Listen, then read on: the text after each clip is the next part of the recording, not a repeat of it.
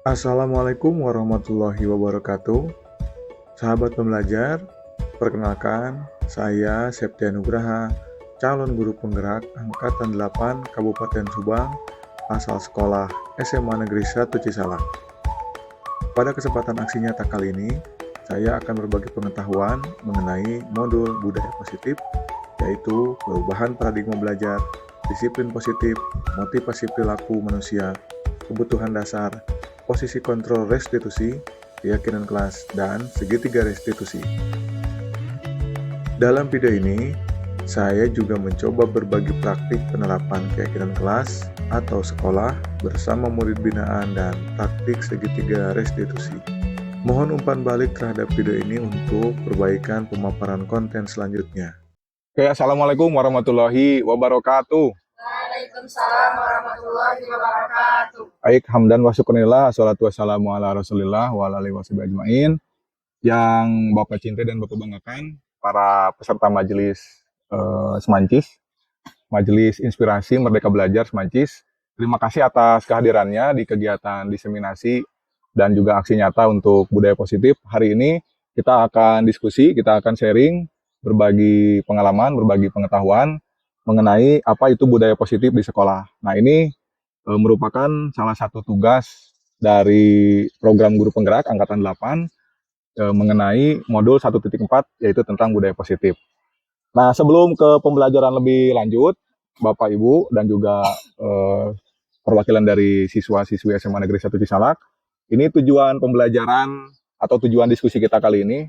Jadi CGP atau calon guru penggerak diharapkan dapat menyampaikan pembelajaran dari penerapan konsep inti modul budaya positif serta pemahaman mengenai konsep-konsep inti dalam modul budaya positif. Nah, itu tujuannya. Dan sebelum lebih lanjut ke kegiatan inti, agar kita diberikan keberkahan dan juga kelancaran, mari kita awali kegiatan ini dengan membaca kalimat basmalah bersama-sama. Bismillahirrahmanirrahim. Nah, sebelumnya ada namanya kesepakatan kelas dulu ya, kesepakatan belajar. Jadi yang pertama, tepat waktu dalam menyelesaikan tantangan. Kemudian yang kedua, peserta diharapkan bisa aktif dan semangat mengikuti kegiatan ini. Dan yang ketiga, fokus mengikuti setiap sesi, hadir seutuhnya di sini. Jadi tidak ingat ke hal-hal lain kecuali apa yang kita bicarakan, kita diskusikan di forum ini. Kemudian yang keempat, berkolaborasi dan percaya diri ya. Itu komitmen belajar kita kali ini. Dan selanjutnya kita mulai dengan ice breaking dulu ya. Ice breakingnya ini tentang kepalan tangan. Punya tangan kan? Nah, sekarang tuliskan salah satu rahasia yang kamu miliki ya, mau itu rahasia tentang apapun ya, tuliskan dalam secari kertas. Satu saja rahasia yang memang benar-benar kamu sembunyikan gitu, silakan ditulis satu saja. Misalkan saya mah suka non ya, suka kentut dalam air gitu, misalkan gitu kan, itu salah satu rahasia terpendam. Tulis salah satu saja di secari kertas kecil aja ya, masing-masing. Mangga Bapak Ibu gurunya juga sama ikutan. Nanti permainannya adalah ya, udah tulis aja satu, nggak apa-apa apa rahasianya. Rahasianya bukan dalam bentuk aib ya, kalau bisa nanti kebongkar. Satu aja. Nggak apa-apa rahasianya, saya suka tahajud jam 12 siang misalkan. Enggak, satu aja rahasia yang terpendam. Tulis. Mau yang seriously boleh, mau yang bercanda juga boleh lah rahasianya. Tulis aja satu.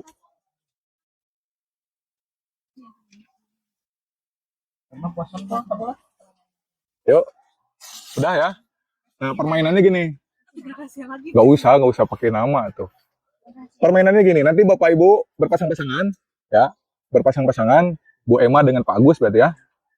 Bu Irma dengan Bu Junia, berarti Jaskia dengan Salwa, Neng Rina dengan Dede, Ica, ya. Arya dengan Ali, Ripan, jeung Pak Herdian, ya. Oke, permainannya gini, ya. Nanti satu kali awang dan ya, bergantian. Misalkan Salwa dan Jaskia, Salwa dulu yang berposisi sebagai tangannya terkepal, ya, tangannya terkepal, mempertahankan isi rahasia itu. Dan Jaskia nanti orang yang kumaha carana sekuat tenaga, eta mah arek dirayu, arek dipaksa gitunya. Kumaha carana si kepalan tangan itu terbuka dan rahasianya itu bisa ketahuan. Permainannya gitu ya. Paham nggak? Ya, jadi kan itu nyepeng rahasia tuh, otomatis mudah dipertahankan sekuat tenaga.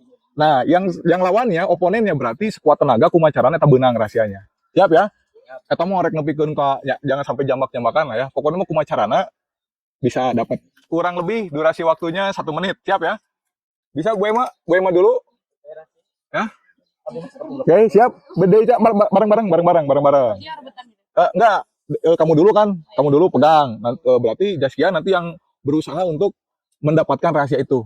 Jadi jadi nanti sekelewang, nanti kamu misalkan sudah beres, Jaskia megang rahasianya. Kamu nanti berusaha ngelepasin, paham ya? Oke, paham ya Bapak Ibu? Permainan anak, gue mah ada rahasianya ulah sekiranya mata. Iya ya. So kita coba udah punya siapa dulu yang yang rahasia yang Rina disimpan aja, Jaskia juga simpan aja dulu ya. Nanti Ali yang Arya jangan megang rahasia yang oh Ali lah ya, Ali berarti megang Arya berarti sok posisinya boleh berhadapan-hadapan supaya nyaman ya. Pokoknya mau kumacarana mau di secara verbal di lobi gitu kan, mau secara fisik gitu kan, silahkan itu mah terserah teknisnya mah. Kumacarana bisa dapat ya. Bu Junia udah, Bu Irma? Rahasiana misalkan kan nomor rekening, jeung pina misalkan nomor ATM jeung pina misalkan. Bu Irma dulu. Bagus lah. Wah. Bu Irma boleh nanti merayunya dengan boleh dirayu gitu kan, boleh di secara fisik gitu. Ya. Oke, siap ya? Siap ya? Oke, hitungan 3 berarti kurang lebih 1 menit lah, 1 menit atau 2 menit ya. 1, 2, 3 dimulai dari sekarang. So, kumacarana bisa dapat ya. Mau dirayu. Coba. So, kumaha carana eta mah. Jangan sampai yang punya rahasia kan otomatis jangan sampai ketahuan, jangan sampai lepas. Yang mau tahu rahasianya berarti harus diupayakan sekuat mungkin gitu. Ayo, Bu Irma sang Bu Junia sok. Kalau sing harulang gitu. Sok langsung. Ya kamu dulu yang pegang ininya. Oh, Bu Irma dulu. Bu Irma dulu yang mempertahankan rahasia. Sok. Udah? Gampang banget. Itu bener tuh Bu Irma. Kan kemudian rahasia mah dipegang teguh atuh. Soalnya teguhnya udah tahu. Percaya sih dengan Bu Irma.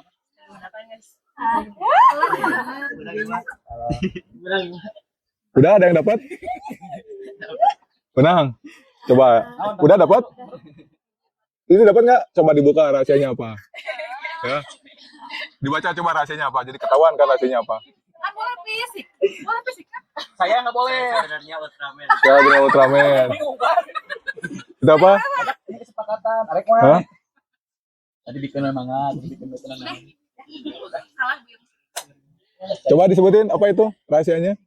Saya suka berhayal, tapi Satu Pak Mus nih yang seru, Pak Mus kan rebutan dulu berapa-berapa. Oke, itu ya rahasianya. Oke, baik. Itu ice breaking-nya ya. Kita simpulkan dulu nih. Jadi ini kaitannya dengan apa yang mau kita diskusikan hari ini, ya. Ini kaitannya ice breaking barusan ketika Bapak Ibu kemudian tadi siswa-siswi mempertahankan ya rahasianya. Ini kaitannya dengan ada yang namanya teori kontrol, ya, atau ilusi kontrol. Boleh dibuka. Ya, ini permainannya udah selesai, Bu Irma suka. Oke, ini yang barusan dilakukan adalah ada kaitannya dengan teori kontrol. Kalau misalkan dikaitkan dengan budaya positif ya, jadi ada teori yang menyebutkan bahwa ilusi guru mengontrol murid. Jadi Bapak Ibu guru bisa mengontrol murid sepenuhnya itu adalah hanya halusinasi. Sesuatu hal anu memang di realita nama itu tidak bisa. Sok, ya. Kemudian ilusi bahwa kritik dan membuat orang merasa bersalah dapat menguatkan karakter. Jadi lamun orang ngeritik ke siswa, ke murid gitunya, dan juga membuat murid itu merasa bersalah, nyalahkan murid, itu tidak akan menguatkan karakter sebetulnya. Itu hanya ilusi saja. Kemudian ilusi bahwa semua penguatan positif efektif dan bermanfaat. Dan ilusi bahwa orang dewasa memiliki hak untuk memaksa.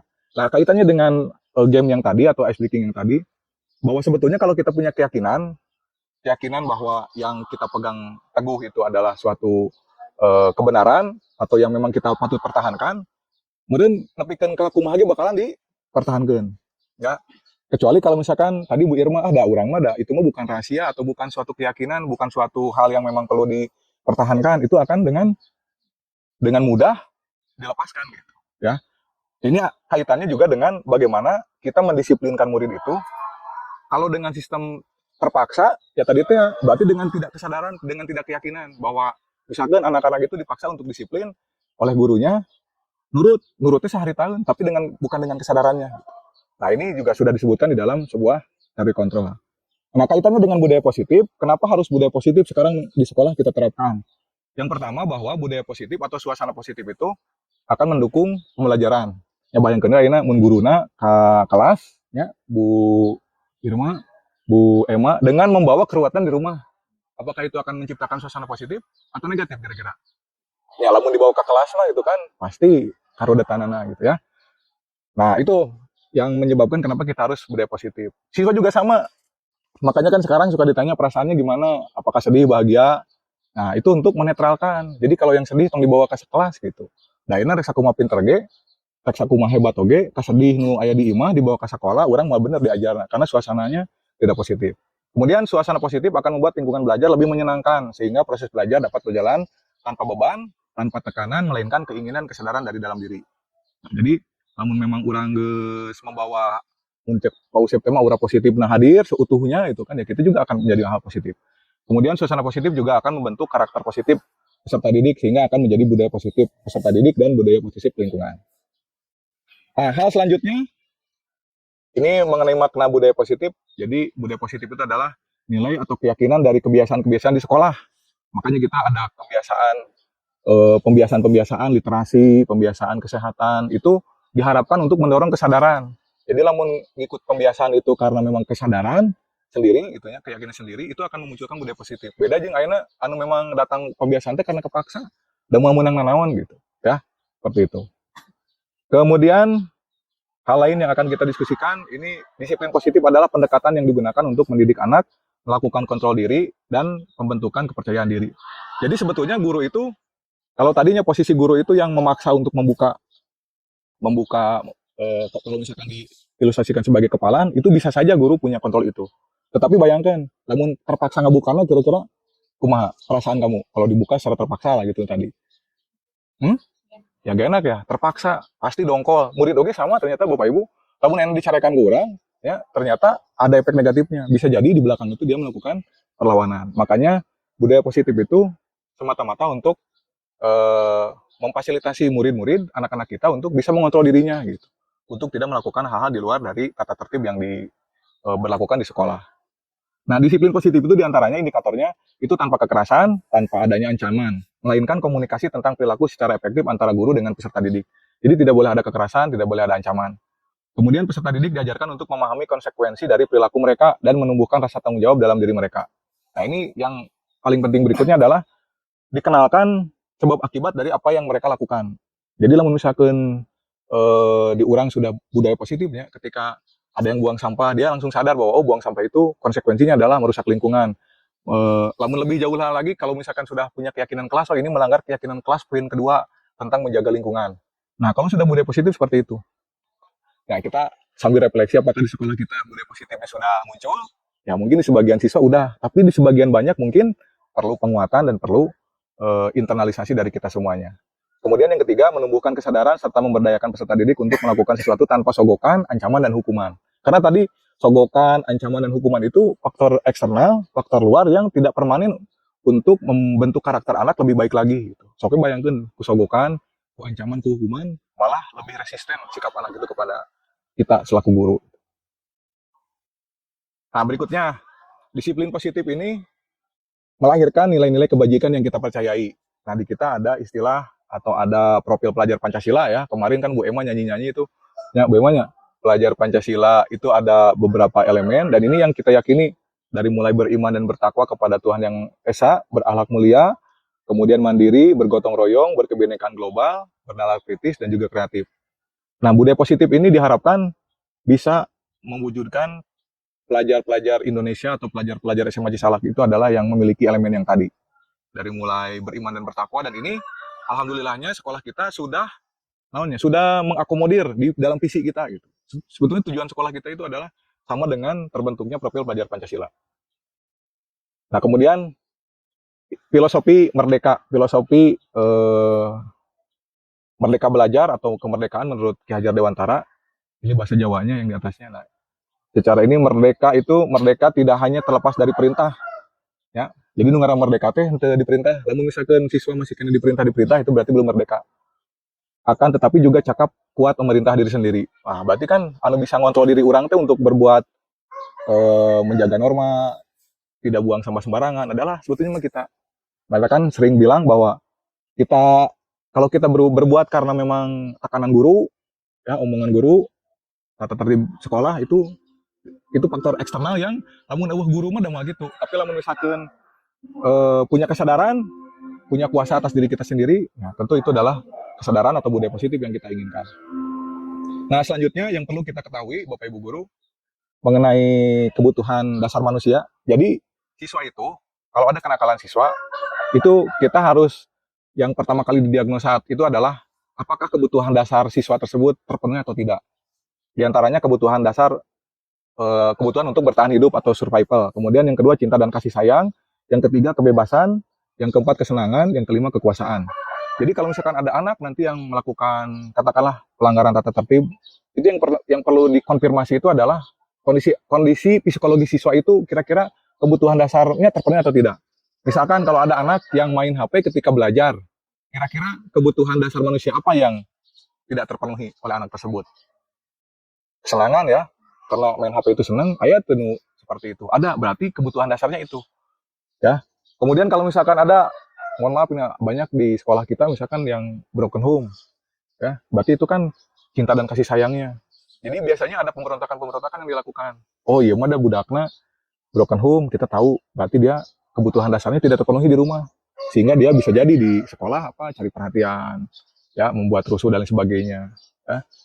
Nah ini 5 kebutuhan dasar manusia dan semuanya juga pasti sama Bapak Ibu guru aja sarua. Ya, lamun misalkan iya Pak Agus rada naik ya tensinya, berarti kenapa ya gitu kan. Ini pasti ada kebutuhan dasar yang tidak terpenuhi gitu kan.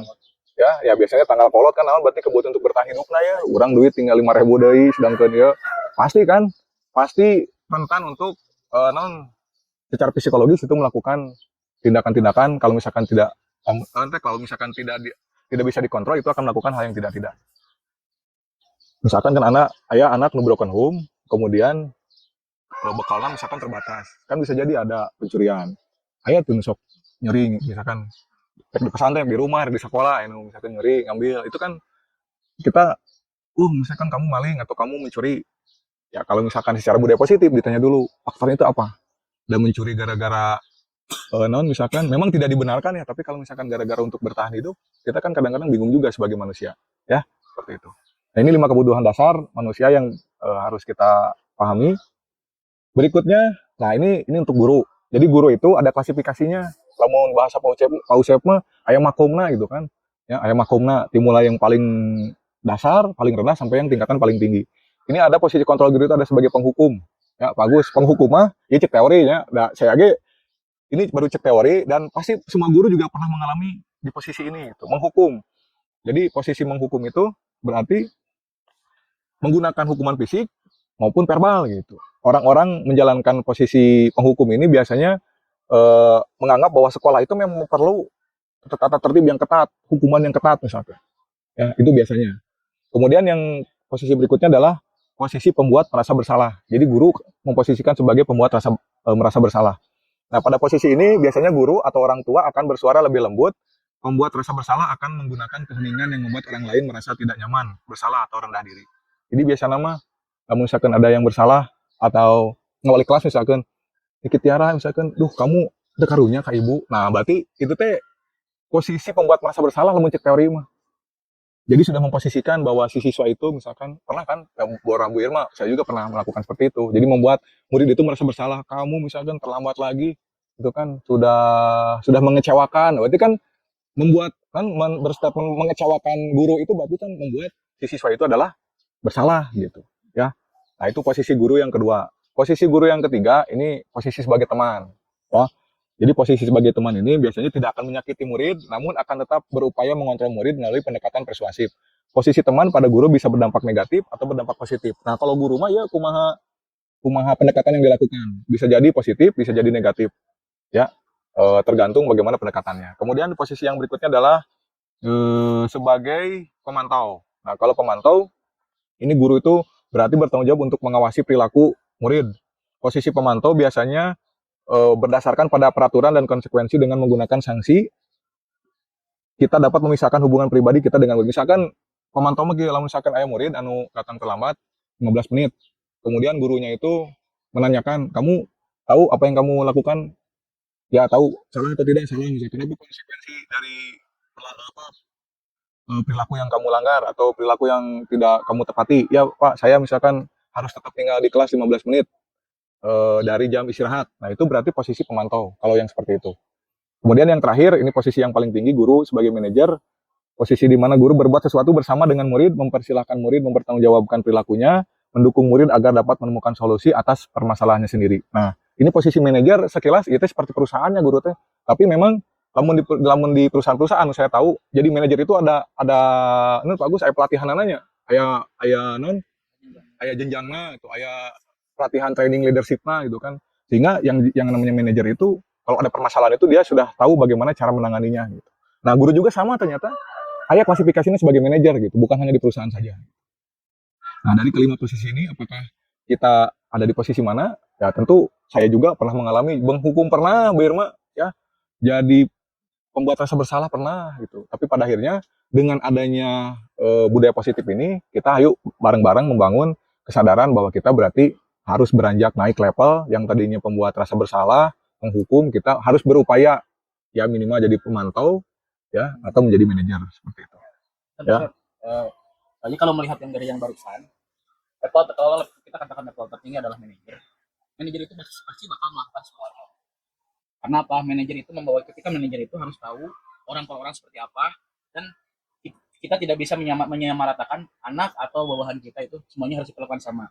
Ada yang perlu dihukum, ada yang perlu dibuat rasa bersalah, ada yang perlu diperangi, ada yang cukup didampingi. Jadi tetap semuanya tidak akan hilang. Walaupun kita sudah mencapai level tertinggi, berarti harus menguasai semuanya. Ya, nah itu.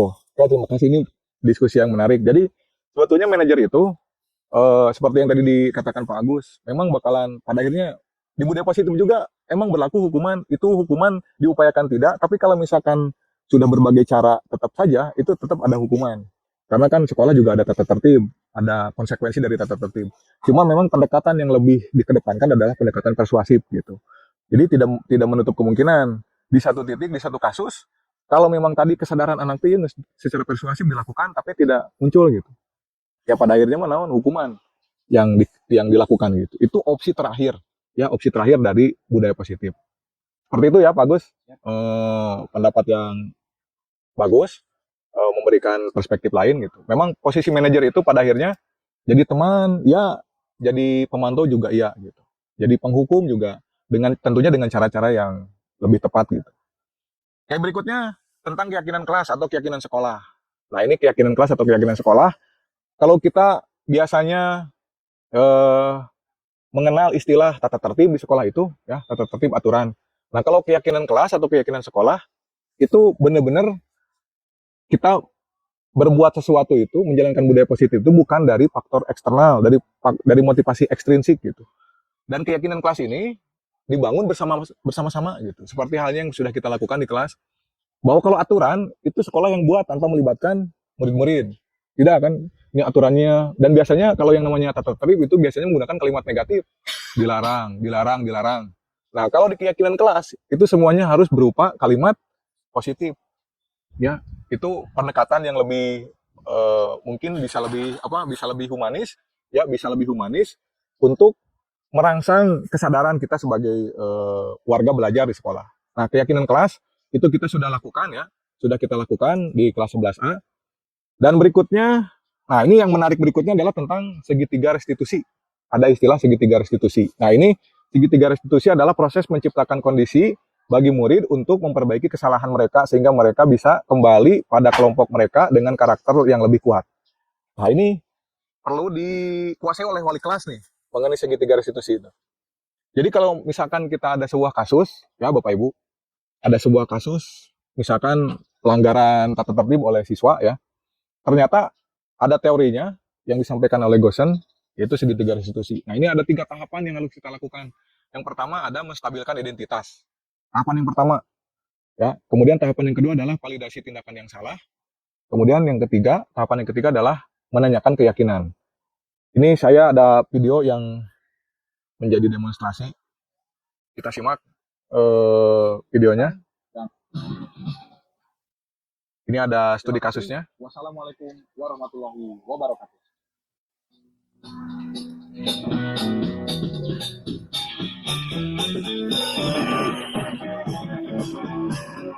Ini tentang bullying ya. Ini mah adegan pengantarnya.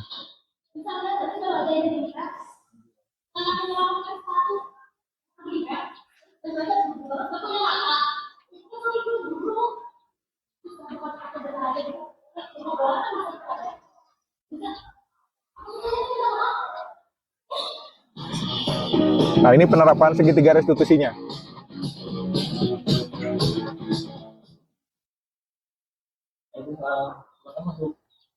Ini mah kita bicara ideal ya, bicara secara sesuai teori. Tapi nanti Bapak Ibu bisa lebih mengeksplor, tidak harus bahasanya baku, ya pendekatannya bisa lebih tepat lagi. Ini yang tahap yang pertama tadi apa? Menstabilkan identitas.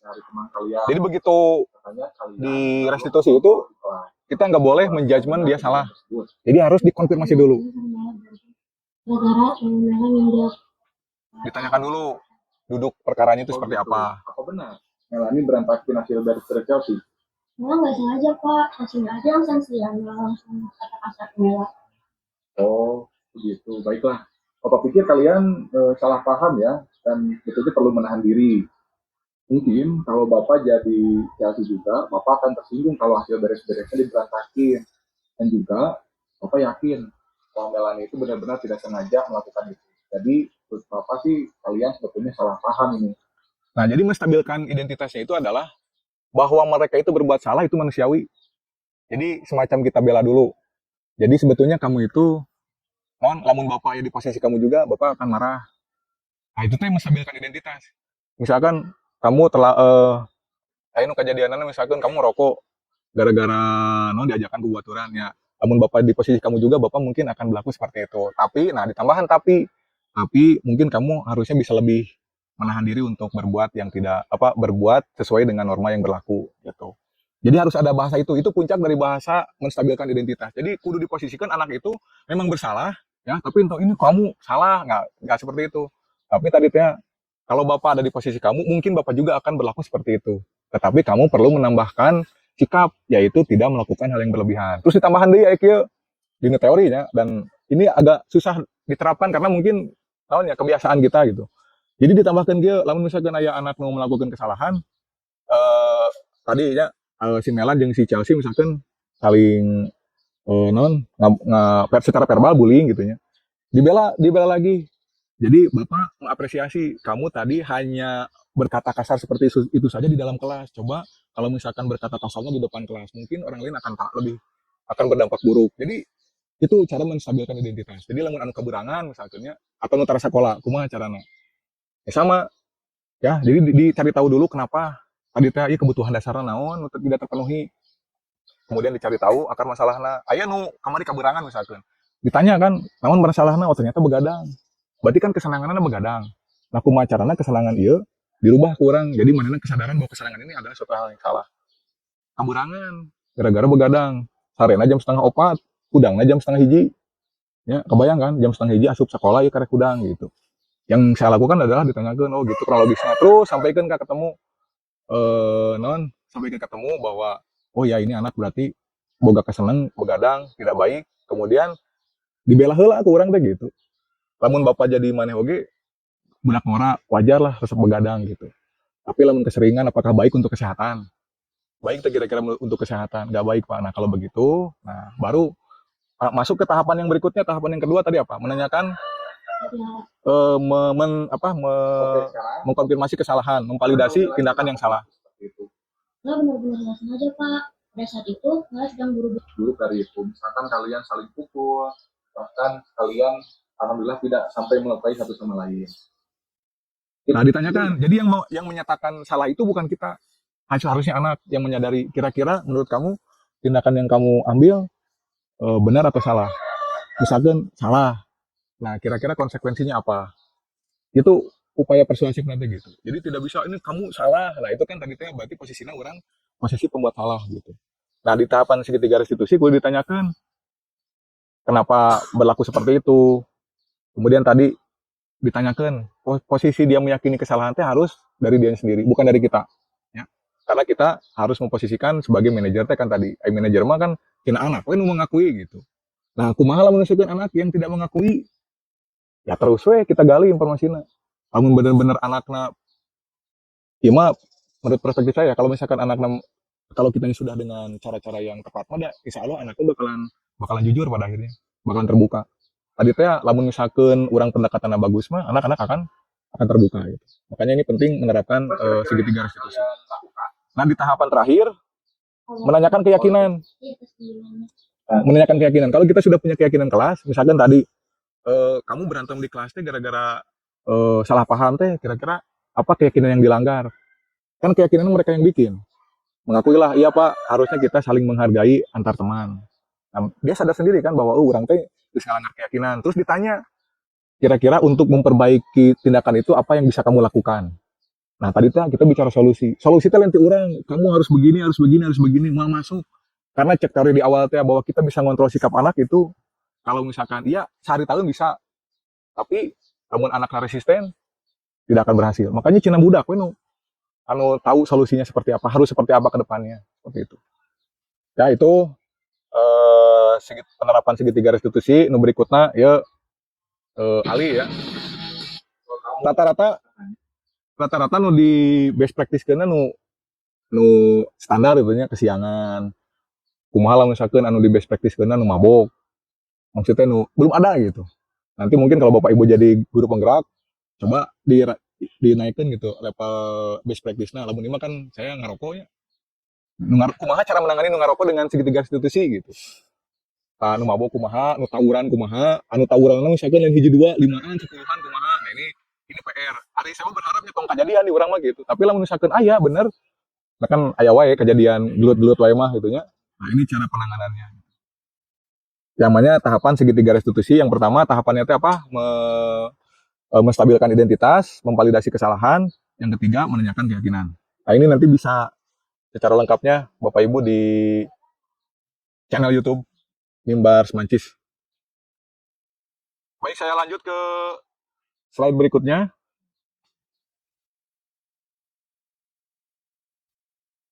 Nah, ini kenapa sih kita harus membangun budaya positif? Jadi, perubahan paradigma pendidikan kita dewasa ini, di zaman modern ini, jadi kita mah, Bapak Ibu guru, ya nya, ai bareto dididik ke zaman orang berarti kurikulumnya naon? CBSA, KBK, KTSP-nya. Kan orang belajar, kan orang kuliah, KTSP, kurikulum, KTSP kene kita. Berarti kita, jadi Bapak Ibu guru teh ya ke SD-na, ke SMP-na, ke aliyahna nya, belajar nanti pakai kurikulum CBSA jeung KTSP. Ya, aya lain KTSP non KBK. Pas kuliah KTSP jeung 2013. Ya. Ayeuna rubah di kurikulum jadi kurikulum merdeka. Sok, ayeuna mun dieukeun beda-beda teh cara-carana. Beda-beda kan pendekatannya, metode dan sebagainya. Nah, ini yang menjadi baru di kurikulum merdeka adalah disebutkan budaya positif. Di kuliahan ini tidak ada restitusi budaya positif, tidak ada di kuliahan. Tidak diajarkan, sok. Filosofi Ki Hajar Dewantara tidak diajarkan. Padahal pendidikan orang tidak terlepas dari buah pemikiran dari Ki Hajar Dewantara. Pemikiran-pemikiran, nah ayeuna teh dihirupan deui, dipakai lagi pendekatan-pendekatannya. Termasuk membangun budaya positif itu sebetulnya idenya sudah ada dari dulu gitu. Ya, bahkan sudah dipakai sejak lama gitu di sekolah-sekolah tertentu, bahkan di luar negeri seperti itu. Nah, sekarang dipakai lagi pendekatan budaya positif. Nah, ini mah budaya positif kaitannya dengan bahwa sebetulnya bukan hanya guru penggerak saja Bapak Ibu. Pokoknya sakur-sakur guru itu memang sekarang itu pendekatannya itu harus lebih berpihak pada murid. Ya. Pembelajaran, kebutuhan belajar, membangun kemandirian, inovasi, kolaborasi, refleksi, gitu kan. Nah, ini guru-guru itu harus sudah berorientasi pada hal tersebut. Kemudian yang berikutnya ini mah tentang refleksi saya terhadap modul 1.4. Jadi nuku saya rasakan ya, nuku Bapak rasakan bahwa dengan keyakinan kelas itu lebih bisa membangun kemandirian membangun kemandirian dan juga kesadaran secara intrinsik di dalam diri. Itu yang paling penting mah. Jadi lamun misalkan orang mengandalkan fungsi kontrol guru, ini guru teh ada orang dewasa, punya pengalaman, kita teh kamu itu harus begini, harus begini, harus begini, itu tidak akan berhasil, efektif, tidak efektifnya gitu kan. Tapi nu jelas bakalan capek, Bu. No, bakalan capek, bakalan gering hati. Karena kita fokus kudu mah budak teh nurut ke orang teh sok bayangkeun. Kudu mah budak teh nurut. Ya, padahal di realita tadi anak-anak itu tidak bisa dikontrol. Tidak bisa. Bisa, tapi kemungkinan kecil untuk efektifnya. Gitu. Makanya dengan budaya positif, tadi motivasi intrinsiknya yang perlu muncul dari anak-anak. Sehingga segala sesuatu teh memang anak tidak. Nah ini pasti jadi pertanyaan, emang semudah itu untuk membangun supaya budaya positifnya muncul? Nah ini berarti perlu kerja sama semuanya. Tidak cukup hanya Septian Nugraha aja yang bicara terus tentang budaya positif. Tadi guru-guru yang lainnya juga sama. Gitu. Jadi lamun misalkan ayeuna ingin menciptakan lingkungan yang kondusif teh, satu guru saja tentu butuh semua juga bergerak gitu. Butuh siswanya saja, butuh siswanya juga, butuh orang tua gitu. Jadi ulah dibikin ke budak nanti dididik bener di sekolah, di imahna dihancurkeun di ku orang tuana. Gitu kan aya gitu aya. Urang geus bener-bener budakna. Di imah balik deui, hancurkeun deui. Urang geus dididik, ka imah balik deui. Nah, ini perlu kerjasama semua pihak. Jadi bukan hanya guru saja.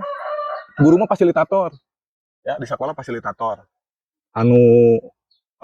Mengarahkan kalian untuk punya kesadaran gitu.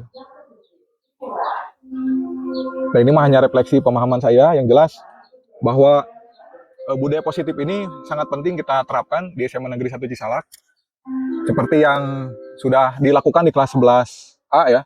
Jadi kita itu lamun bicara tata tertibnya sudah disurvei. Rata-rata kan apa tata tertib urang teh? Naon wae poin-poinna?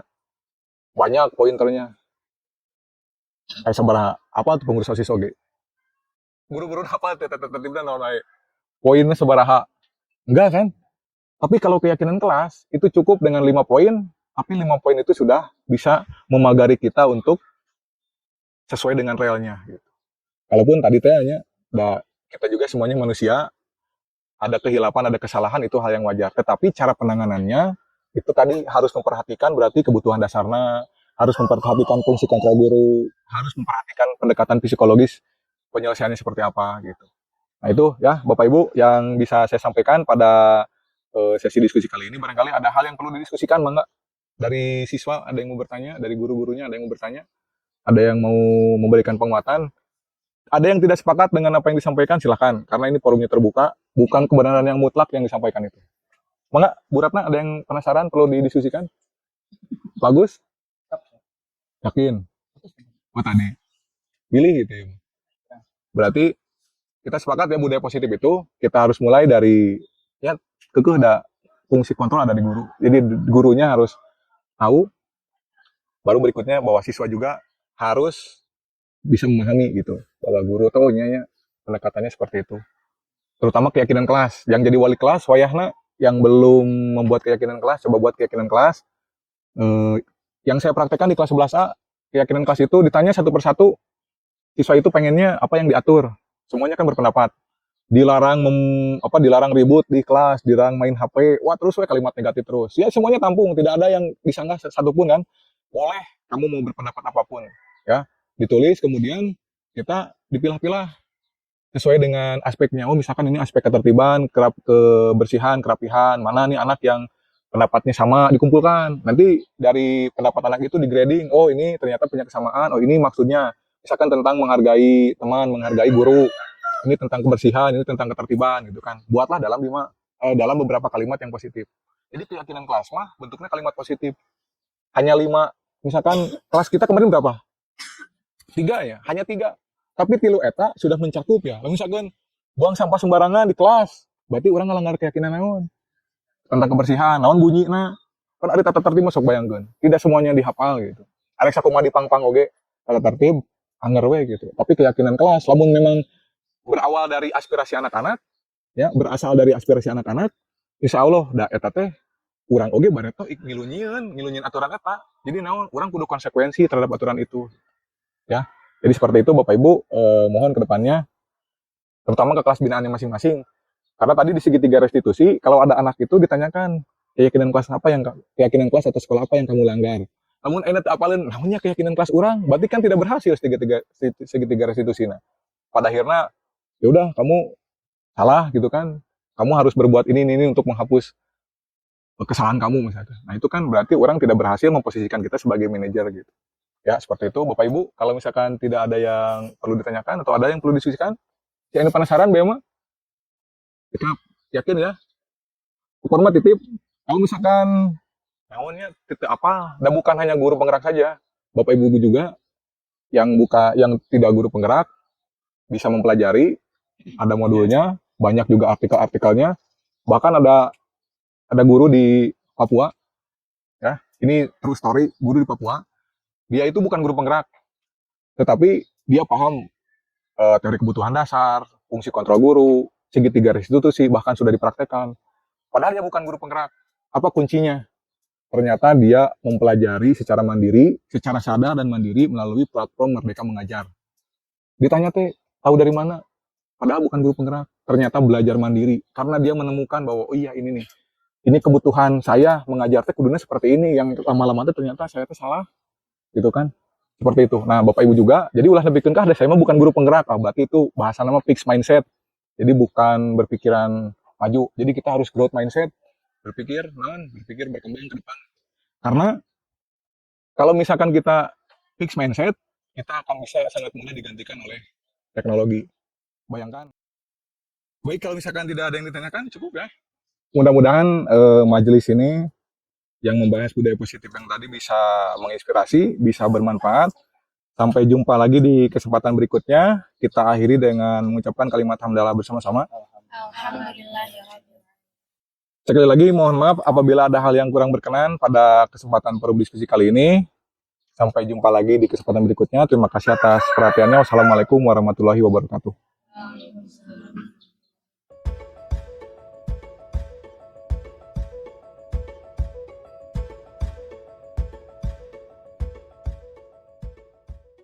Oke, baik. Assalamualaikum warahmatullahi wabarakatuh.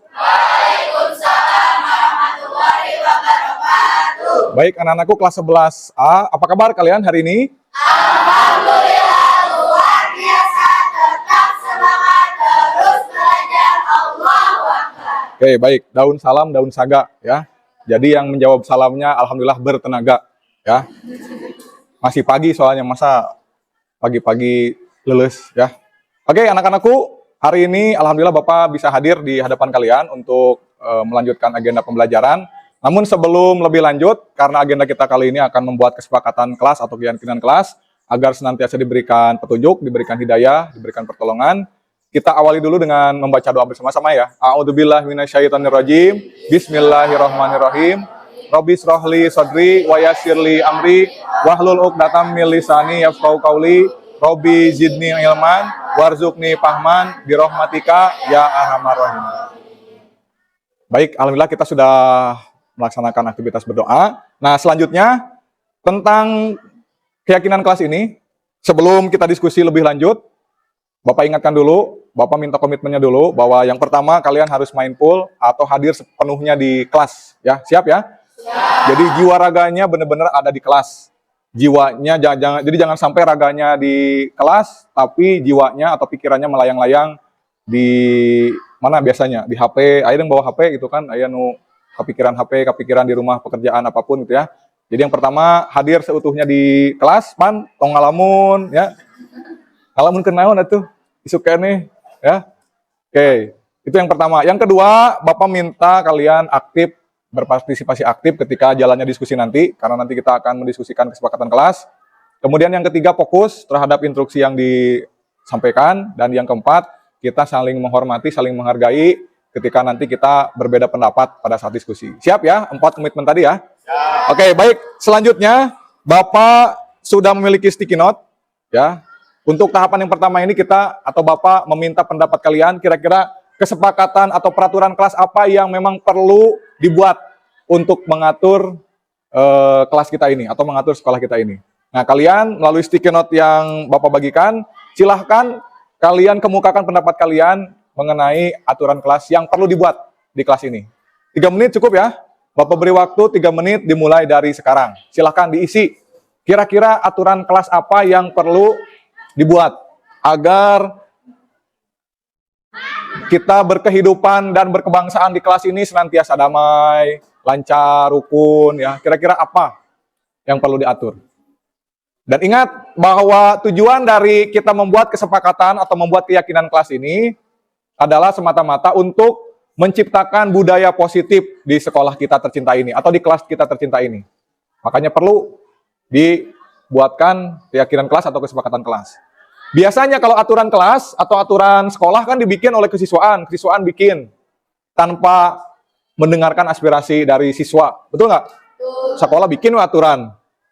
Nah, sekarang mah di budaya positif yang kita akan coba terapkan atau sekolah kita terapkan, jadi bikin aturan, bikin keyakinan kelas itu ya kita dengarkan aspirasi dari masyarakat, aspirasi dari warga, aspirasi dari murid.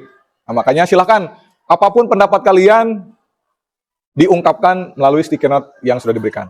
Ya, ada yang sudah? Kalau yang sudah, silakan boleh ditempel di depan. Tempelkan aja di depan. Bagi yang sudah, silakan ditempel di depan. Enggak? Sok, yang sudah langsung ditempel aja. Di mana maunya, rek di tengah, rek di sisi, rek di luhur, pokoknya mah tempelkan di depan. Ya, silakan. Ya. Enggak. Yang sudah nempel, kembali lagi ke bangkunya ya. Sok, ditempelkan. Yang copot, wayahna. Tempel-tempelkan.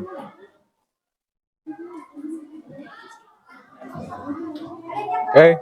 Ada yang mau nambah? Aturan kelasnya ada yang mau nambah? Atau sudah semuanya? Tata ini copot. Yang copot diambil ya. Yang copot diambil.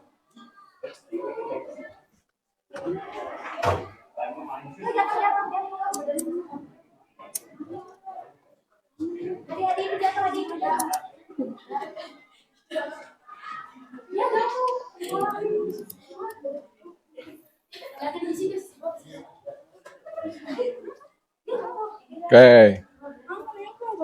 Gak nempel? Kebalik soalnya. Kebalik? Atuh kalau kata balik kayak kamu. Kumaha carana sok? Rek neangan remeh ku remeh teu naon sok. Kumaha carana?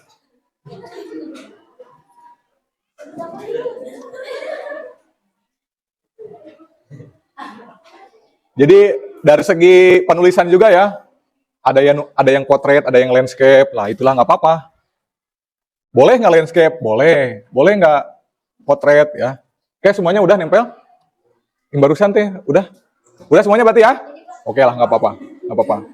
Oke, baik, berarti ini ada 36 saran, 36 pendapat dari kalian. Dan sebelum nanti kita bacakan satu persatu harapan atau keinginan kalian dalam mengatur kelas ini, Bapak minta 4 orang ya untuk ke depan. Kemudian keempat orang yang tadi coba diskusikan, kelompokkan kira-kira kesepakatan kelas yang sudah disampaikan ini kira-kira mana yang memiliki kesamaan itu dikelompokkan. Ya. Silakan 4 orang aja Bapak minta ke depan. Sok. 4 orang. Mangga langsung di kelompok-kelompokan kira-kira mana nu mirip-mirip gitu kan. Silakan. Bapak minta bantuannya. 2 orang lagi, sok diskusikan. Kira-kira oh iya mah sama keinginannya walaupun kan aya nu maksudna mah sama tapi kata-katanya beda. Makanya ini digabung-gabungkan. Sok, silakan digabungkan. Nah, dijajarkan rapi gitu.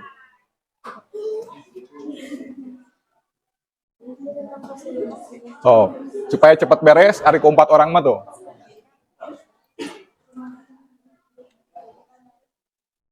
Boleh bantu dokumentasi ku foto.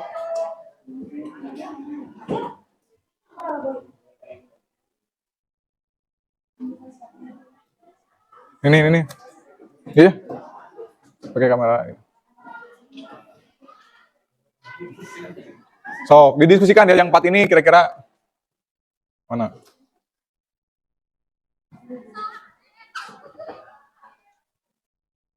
Oke. Yang lain boleh bantu doa ya supaya Cepet beres. Oke, sudah beres ya. Tetap di depan, ya, tetap di depan. Bapak minta yang sini dulu berarti. Coba di ini dulu ya. Tadi siapa yang memetakan ini? Oke. Bapak minta penjelasannya dulu, disebutkan satu persatu. Ini kira-kira masuk aspek apa? Kemudian sebutkan satu persatu saran atau pendapat dari temannya yang kelompok ini nih. Silakan.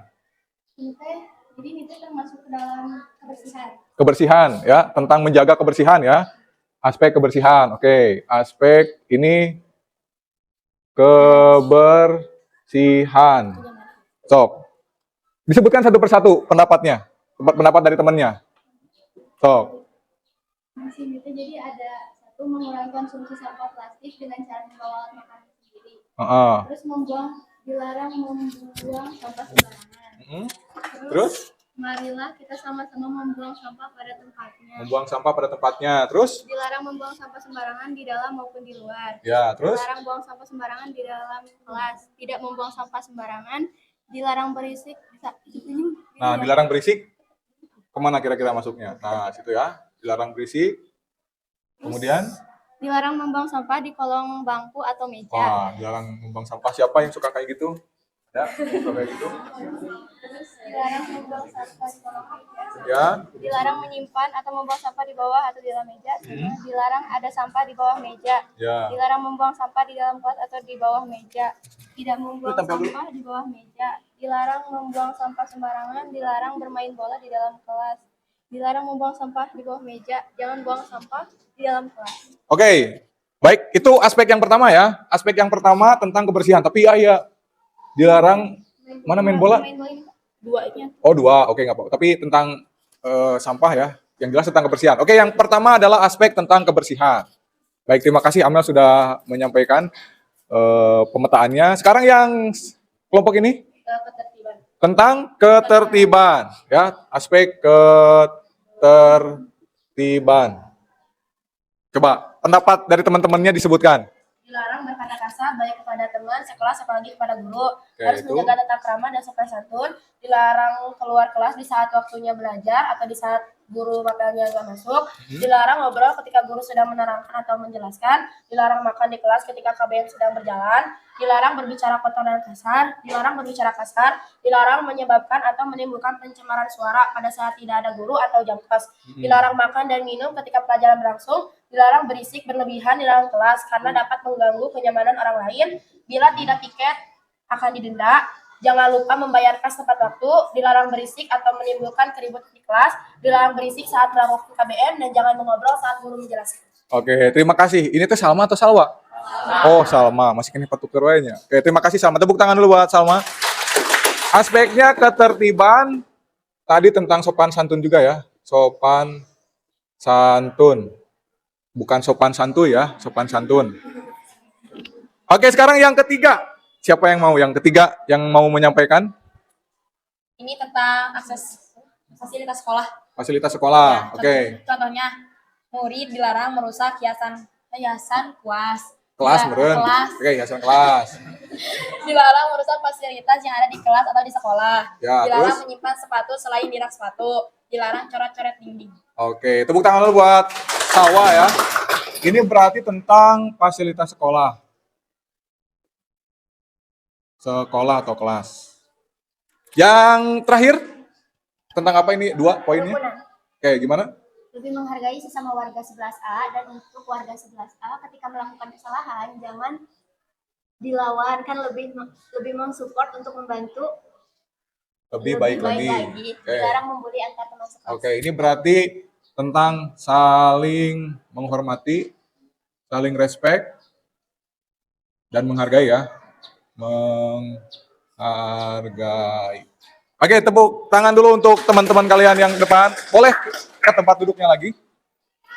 Baik, alhamdulillah tahapan 1 kalian sudah menyampaikan pendapatnya tentang aturan kelas atau kesepakatan kelas, dan kalian sudah mengelompokkan beberapa kesepakatan kelas yang tadi disampaikan. Yang pertama tentang kebersihan.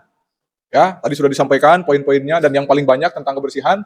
Kemudian ketertiban dan sopan santun. Ya, ketertiban dan sopan santun, tong ribut, ya, jangan sampai berkata-kata yang kasar gitu kan. Kemudian tentang menjaga fasilitas sekolah dan juga saling respek dan menghargai. Oke, Bapak ucapkan terima kasih. Kalian sudah mau menyampaikan pendapatnya.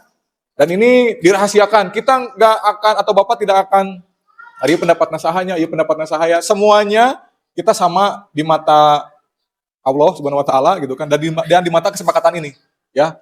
Pokoknya dari siapapun kita harus saling menghargai. Nah, sekarang setelah kita punya 4 aspek ini, kira-kira kita buatkan bentuk kalimat yang positif tentunya, bagaimana aspek kebersihan ini menjadi keyakinan kelas. Yang tadinya aturan, sekarang harus menjadi keyakinan kelas. Kira-kira menurut pendapat kalian, apa redaksi kalimat yang bisa menggambarkan keyakinan tentang kebersihan? Coba dipikirkan, 2 menit. Kira-kira apa? Kan tadinya dilarang. Nah sekarang mah bagaimana kalimat positifnya? Kira-kira apa? Sekarang tentang keyakinan kelas. Yang pertama, aspek kebersihan. Kira-kira bunyi redaksi kalimatnya gimana? Ada yang mau berpendapat? Mangga? Yo, mikir. Jangan mikir yang macam-macam ya, mikirnya tentang ini. Silakan, ada yang mau berpendapat? Ya, silakan. Neng Rina dulu.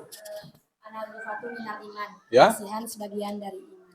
Anadopatu minal iman. Kebersihan? Oke, ini usulan ya dari Neng Rina. Katanya kebersihan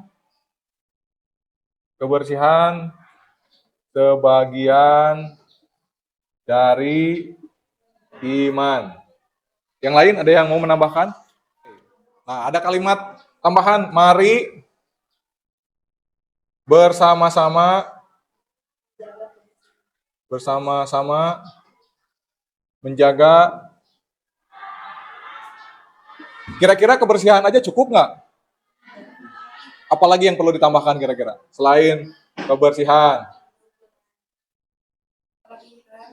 kerapihan, kenyamanan,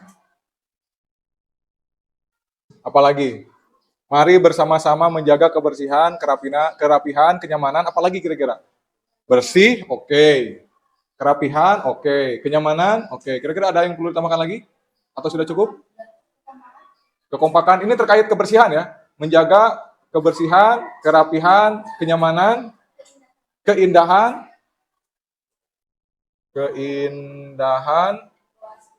lingkungan, kelas, atau sekolah. Baik, ini ya. Jadi keyakinan yang pertama adalah bersama-sama menjaga kebersihan, kerapihan, kenyamanan, keindahan, lingkungan kelas atau sekolah. Disepakati nggak ini kira-kira? Sepakati ya? Bersama-sama menjaga kebersihan, kerapihan, kenyamanan, keindahan, lingkungan kelas atau sekolah. Ya, itu poin yang pertama. Keyakinan kelas yang pertama. Kemudian yang kedua, tentang ketertiban dan juga sopan santun. Kira-kira kalimat positifnya seperti apa?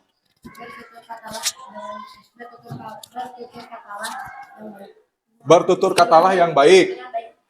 Oke, pendapat yang pertama, bertutur katalah dengan baik.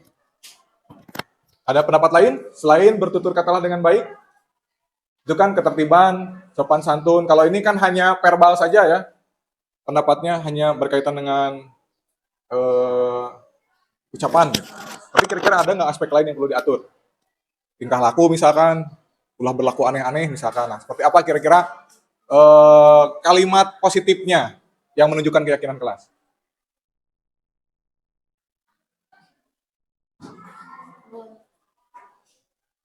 Tentang ketertiban ini.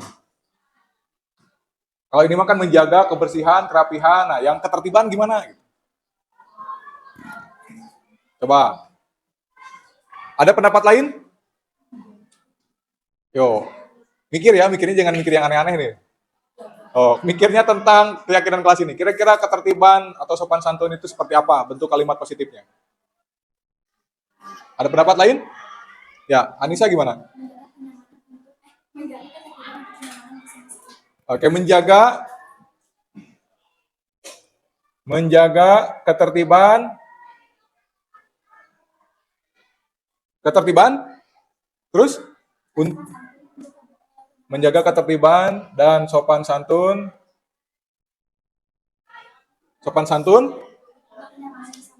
untuk kenyamanan bersama.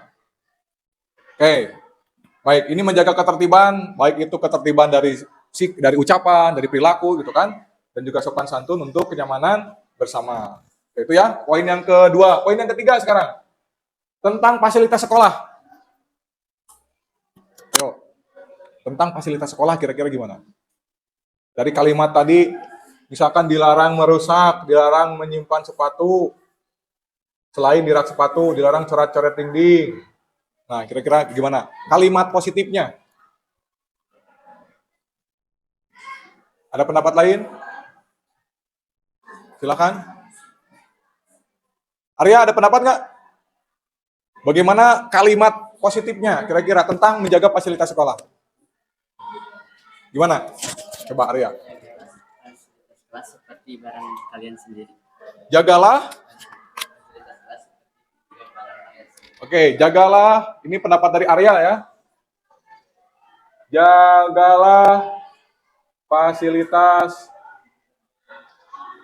sekolah seperti layaknya milik sendiri. Oke, terima kasih Arya pendapatnya. Jagalah fasilitas sekolah seperti layaknya milik sendiri. Itu kalimat positifnya di Arya. Ya, ada yang mau berpendapat? Ada yang mau menambahkan? Olsa gimana? Oke, sayangilah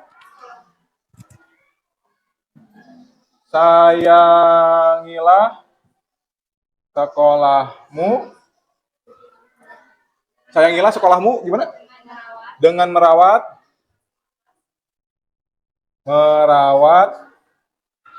fasilitas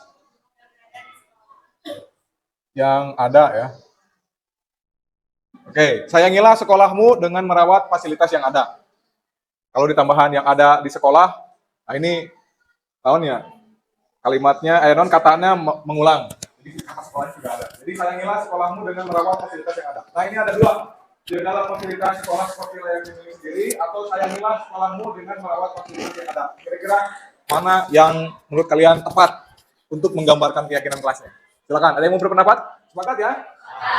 Oke, sekarang yang terakhir, yang keempat. Tentang saling respect dan menghargai. Kira-kira kalimat positifnya seperti apa? Keyakinan kelasnya seperti apa? Yo, silakan. Salma. Oke, saling menghargai dan menghormati kunci kebersamaan. Oke, terima kasih Salma pendapatnya. Ada tambahan? Ada penguatan? Silakan. Gak apa-apa. Silih asah, silih asih, silih asuh. Silih asah teh naon ya? Kumaha ya? Silih asah teh saling ajarkeun gitu. Silih asih saling menyayangi. Silih asuh lewat. Oke. Kayak saling menghargai, menghormati kunci kebersamaan. Ya sebetulnya mah silih asah, silih asih teh ya kata lain filosofi Sunda dari menghargai dan menghormati. Tapi kira-kira kalimat ini kita saling lengkapi saja. Berarti silih asah, silih asih, silih asuh kunci kebersamaan kelas atau sekolah gitu ya. Oke, berarti silih asah, asih, asuh. Kalau Bapak mendengar kata asih gitu jadi ingat guru MTS, guru SKI ya. Bu Asih. Silih asah, silih asih, silih asuh. Kunci kebersamaan kelas kita ya. Silih asah, silih asih, silih asuh kunci kebersamaan kelas kita. Oke, tepuk tangan dulu buat kita semuanya. Baik, ini tolong dicatat kesepakatan kelas kita ya. Kita catat bersama-sama, kita ingat bersama-sama. Ini sebagai bentuk komitmen kita menjalankan budaya positif di sekolah. Yang pertama, kita baca bareng-bareng. Bersama-sama menjaga kebersihan, kerapihan, kenyamanan, keindahan lingkungan kelas atau sekolah. Yang kedua, menjaga ketertiban dan sopan santun untuk kenyamanan bersama. Yang ketiga, sayangilah sekolahmu dengan merawat fasilitas yang ada seperti layaknya milik sendiri. Yang keempat, silih asah, silih asih, silih asuh, kunci kebersamaan kelas kita atau sekolah kita. Bisa disepakati ya? Bisa. Baik, sekali lagi tepuk tangan untuk kita semuanya. Dan ini nanti dipiagamkan. Ya, dipiagamkan. Kemudian nanti kita deklarasikan. Seperti halnya kemarin kan ketika MPLS, kalau ada yang tahu kan ada deklarasi tentang Jabar tolak hoax gitu kan, kalau dideklarasikan. Itu kan bentuknya kalimat positif. Nah, ini juga nanti kalian nanti piagamkan, diposterkan, dibentuk poster, kemudian ditempel di kelas. Ditempelnya bukan hanya di satu titik saja ya, di beberapa titik. Bila perlu mah nanti kalian buatkan juga di digital playernya, nanti disampaikan bahwa ini adalah kesepakatan kelas yang memang benar-benar murni made in kelas 11A. Karena kan tuh nyontek di Google-nya. Ini benar-benar murni. Ya, mudah-mudahan ini menjadi pegangan kita semuanya. Ya. Ya biasanya kan bikin kesepakatan kelas, tong hese-hese Inggris udah murid mah kumaha guru. Geus we ieu kesepakatan kelasna. Gitu kan? Tapi kenapa harus mengajak siswa-siswi, mengajak murid-murid? Kenapa coba? Tadi supaya kita bahwa kesepakatan kelas ini bukan paksaan dari guru, tapi memang benar-benar kesadaran kita bersama. Ya. Ada yang mau dipertanyakan terlebih dahulu mengenai kesepakatan kelas ini, mengenai keyakinan kelas ini? Atau ada yang mau kita refleksi dulu? Ini bagian akhir dari kegiatan kita hari ini. Siapa yang mau berpendapat? Ya, bagaimana perasaan kamu terhadap tahapan pembuatan keyakinan kelas ini? Bapak minta 2 orang berpendapat. Kira-kira perasaannya bagaimana? Kemudian harapannya seperti apa? Oke. Kamu mau berpendapat? Boleh. Tuh. Sini, Pak. Di situ aja. Berdiri, Pak. Duduk aja. Assalamualaikum warahmatullahi wabarakatuh. Setelah saya melakukan kegiatan ini, jadi perasaan aku teh, perasaan ama teh, jadi unek-unek teh kekeluarin gitu, kayak keungkapin gitu. Terus kayak lebih keyakinan teh lebih serak aja sama murid-murid. Jadi apa sih, serak aja lagi sama murid. Oke, tepuk tangan dulu buat sama. Jadi sebagai bentuk bahwa kesadaran itu harus kolektif, harus bersama-sama gitu. Itu bisa seoranganan. Ya, jadi keyakinan kelas juga. Jadi kelas kita bakalan tertib, bakalan lancar, bakalan kita nyaman. Itu kalau kita komitmen terhadap kesepakatan kelas ini. Kalau ada yang komitmen, kalau ada yang nggak komitmen seperti apa? Nah, itu nanti ada cara penanganannya. Cara penanganannya adalah nanti dengan segitiga restitusi. Nah, Melanima jeung si Chelsea pernah. Ya, benar salah ini pendapatnya. Oke, siapa yang mau, siapa yang berani? Yuk, silakan. Salwa. Oh. Assalamualaikum warahmatullahi wabarakatuh. Perasaan saya setelah tadi ada keyakinan kelas, jadi tahu bahwa kalau ada satu kumpulan usulan-usulan teh harus disepakatin. Jadi kita tahu bahwa jadi nggak milih satu pihak aja, jadi kita kan berunding. Nah, di situ ada rasa saling kebersamaan, kerjasamanya. Jadi gitulah. Ya, terima kasih. Assalamualaikum. Tepuk tangan buat Salwa ya. Ya, jadi ini kan Bapak bilang tadi budaya positif yang perlu kita terapkan. Baik itu di sekolah maupun nanti kalian di rumah juga sama. Kalau nanti kalian berumah tangga kan harus ada kesepakatan juga dengan istri. Siapa yang bagian jam segini, misalkan kukumbahan, siapa itu kan harus disepakati. Artinya dengan keyakinan kelas, dengan kesepakatan yang kita sepakati bersama, tidak sebelah pihak, mudah-mudahan ini menjadi komitmen bersama, kesadaran bersama. Ya. Jadi perasaan Amel ketika sudah bikin keyakinan kelas teh ada rasa tanggung jawab. Jadi kan mungkin semuanya bikin ini teh nggak semata-mata hanya bikin doang, pasti diikuti dengan perasaan tanggung jawab supaya melaksanakan keyakinan itu. Gitu. Terima kasih. Tepuk tangan buat Amel. Oke, terima kasih ya. Baik, nah itu kurang lebih kesimpulannya ya. Tadi Bapak sudah bertanya bahwa kegiatan keyakinan kelas ini mudah-mudahan sesuai dengan tujuannya. Tujuannya sekali lagi adalah menciptakan budaya positif, menciptakan budaya optimis bahwa kita di SMA Negeri 1 Cisalak secara bersama-sama, secara berkomitmen, karena punya tujuan yang sama, punya keinginan yang sama, harapan yang sama, bisa saling menguatkan dengan keyakinan kelas ini. Bisa menciptakan kenyamanan, ketertiban, dan lain sebagainya. Kalau sudah nyaman, sudah tertib mah, ya, ini akan menjadi hal yang positif, mendorong kita ke arah yang lebih baik lagi. Ya, jangan dilihat kita keterbatasannya. Dalam artian kalau ngeluh terus mah, ya itu bukan orang yang positif berarti kan. Jadi kita budayanya sekarang budaya positif, berpikir positif, berperilaku positif. Ya, baik. Sudah cukup, sudah dicatat ya. Tadi kesepakatan kelasnya nanti dibuatkan. Namun sebelum kita akhiri sesi diskusi kali ini, kita ucapkan dulu kalimat hamdalah bersama-sama. Alhamdulillahirabbil alamin. Terima kasih sudah mengikuti sesi diskusi tentang kesepakatan kelas atau keyakinan kelas ini dengan baik. Mudah-mudahan apa yang kita sudah sepakati kita bisa laksanakan secara bersama-sama, komitmen bersama, dan mudah-mudahan menjadi dorongan untuk terwujudnya budaya positif di sekolah kita atau di kelas kita. Dan juga Bapak mohon maaf apabila dalam sesi diskusi tadi ada hal yang kurang berkenan, ada hal yang kurang dimengerti, mohon dimaafkan, mohon dimaklumi. Akhir kata dari Bapak, selain mengucapkan kalimat hamdalah, kita juga ucapkan bersama doa akhir majelis. Subhanakallahumma wa bihamdika asyhadu an la ilaha illa anta astaghfiruka. Baik, sekali lagi terima kasih yang sebenar-benar dan sebesar-besarnya. Sampai jumpa kembali di kesempatan belajar berikutnya. Wallahul muwaffiq ila aqwamit thoriq. Wassalamualaikum warahmatullahi wabarakatuh. Waalaikumsalam warahmatullahi wabarakatuh. Baik, tepuk tangan dulu untuk kita semuanya.